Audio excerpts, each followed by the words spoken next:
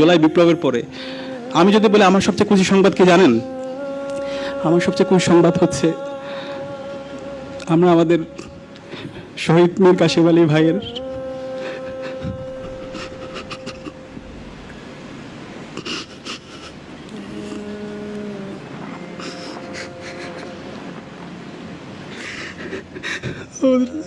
আরমান ভাইকে ফিরে পেয়েছি।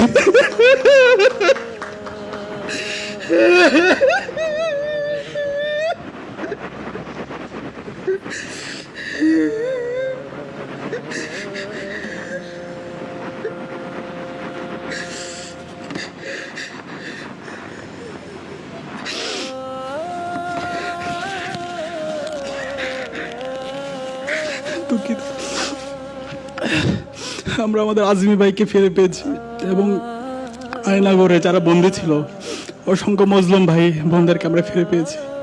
16 বছরে আমরা যারা আমাদের পরিচয় দিতে পারতাম না, আমাদেরকে হত্যা করা যাচ্ছিল, আমাদের যখন ভাইদেরকে মারতো ক্যাম্পাসগুলোতে তখন যাই নামাজ দাঁড়িয়ে আল্লাহর কাছে বিচার দেওয়া ছাড়া, আল্লাহর কাছে সাহায্য চাওয়া ছাড়া আর কিছুই ছিল না। সেই জায়গায় আমরা আজাদি পেয়েছি। আজকে দেশের মুসলমানরা তাদের পরিচয় দিতে পারছে। আমাদের ইসলামের যে ভ্যালুসগুলো আছে, ফেস্টিভগুলো আছে, সেগুলো আমরা করতে পারছি।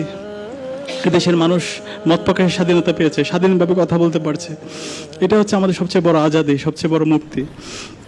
বিপ্লবের পরে অনেক বড় সুযোগ আমাদের ছিল 1 বছরে, কিন্তু আজকে আমরা যাদেরকে ক্ষমতায় বসাইছি, যারা শহীদদের রক্তের উপর বসেছে, তারা আজকে তাদের সেই শহীদদের রক্তের কথাগুলো তারা ভুলে গেছে। তারা বিলাসিতায় অনেক বেশি ব্যস্ত হয়ে পড়ছে।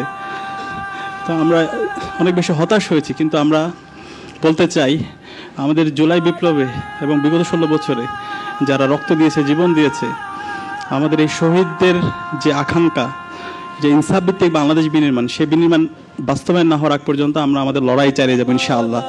এই জন্য যদি আরও জীবন দিতে হয়, সেই জীবন দেওয়ার জন্য আমরা প্রস্তুত আছি ইনশাআল্লাহ। আমরা কখনো কারো কোনো হুমকি, কারো কোনো ধরনের প্ররোচনা, কোনো প্রণোদনায় আমরা কখনো বিক্রি হব না ইনশাআল্লাহ।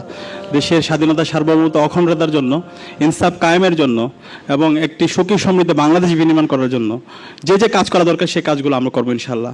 তো আগামীর বাংলাদেশ বিনির্মাণ করার জন্য আমার কাছে মনে হচ্ছে আমাদের একদল সৎ, দক্ষ, আদর্শ দেশপ্রেমিক নাগরিক দরকার। আমাদের নেতৃত্বের আমূল পরিবর্তন দরকার।